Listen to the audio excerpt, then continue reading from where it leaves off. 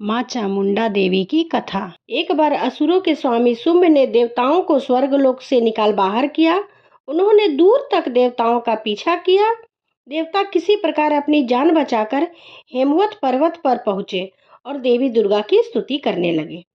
हे देवी माँ, तुम सब प्रकार के मंगल की करणीभूत हो।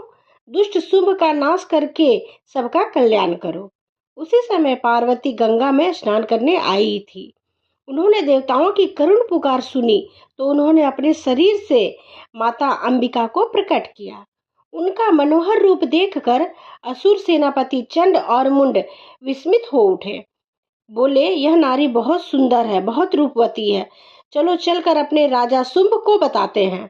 चंड और मुंड ने आकर शुंभ के सामने अंबिका के रूप का वर्णन किया तो शुंभ ने कहा, यदि वह स्त्री इतनी ही रूपवती है तो मैं जरूर उसको वरण करूंगा। जाओ और उसे मेरे पास ले आओ।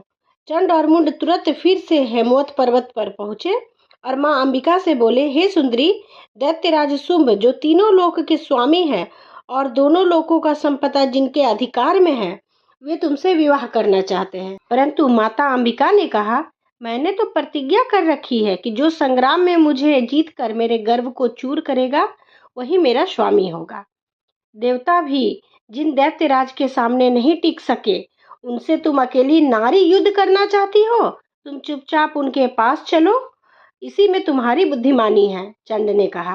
परंतु मैंने बहुत पहले ही बिना सोचे समझे प्रतिज्ञा तो कर रखी है, उसे मैं मिथ्या नहीं कर सकती, देवी ने शांत स्वर में कहा। चंड और मुंड दोनों भुनभुनाते हुए वहां से चले गए। शुंभ के सम्मुख पहुंचकर जब उन्होंने मां अंबिका का संदेश सुनाया तो शुंभ भड़क उठा। बोला, ठीक है, वह युद्ध चाहती है तो युद्ध ही होगा।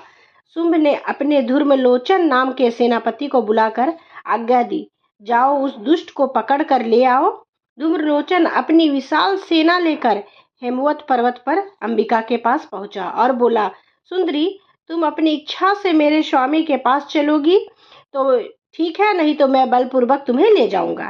अंबिका ने भयभीत होने का ढोंग किया। बोली, मैं तो अबला हूँ, मैं तुम्हारा क्या बिगाड़ लूंगी। तो फिर हमारे स्वामी के साथ विवाह कर लो, धूम्रलोचन ने कहा। अब क्या बताऊं तुम्हें, मैंने प्रतिज्ञा ही ऐसी कर ली है कि युद्ध किए बिना मैं विवाह कर नहीं सकती, अंबिका बोली। तब धूम्रलोचन बिना कहे सुने देवी पर चढ़ दौड़ा। मां अंबिका ने बड़े घृणा भाव से सिर्फ हुंकार का उच्चारण किया, जिससे धूम्रलोचन जलकर भस्म हो गया और उसकी जगह राख की ढेर रह गई। यह देख दैत्य सेना भयभीत हो उठी और वहां से भागने लगी। लेकिन तभी भागती सेना को चंड और मुंड ने रोका और बोला, हमारे स्वामी ने आज्ञा दी है कि इस दुष्टा को पकड़ कर लाए। यह अकेली है और हम इतने हैं, फिर क्यों भागते हो? हम इसे घेर कर अभी पकड़ लेंगे। दैत्य हिम्मत कर अंबिका की ओर बढ़े, जो अब सिंह पर सवार हो गई थी। उनकी भ्रुकुटी तन गई थी। तब उनके मस्तक से प्रकट हुई मां काली काली दैत्यों पर टूट पड़ी। उन्होंने एक हाथ में एक हाथी को उठाकर दैत्यों पर फेंका। अनेक असुर उस हाथी के नीचे दबकर मर गए। यह देख चंड क्रोध में भरकर काली की ओर झपटा। ठहर तू दुष्टा, मैं तुझे अभी मारकर चिल कौओं को खिलाता हूँ। काली ने उसके केस पकड़े और उसका सिर काट दिया। यह देख मुंड को बड़ा गुस्सा आया। वह पूरे वेग से काली पर झपटा, किंतु उसका भी वही हाल हुआ जो चंड का हुआ था। माता काली ने उसकी गर्दन भी काट फेंकी। तब मां अंबिका ने काली से कहा, तुमने चंड और मुंड का नाश कर संसार को दैत्यों से भयमुक्त किया है, अतः भविष्य में चंड मुंड नाम से भी तुम्हारी ख्याति फैलेगी और माता के एक नाम मां चामुंडा पड़ा।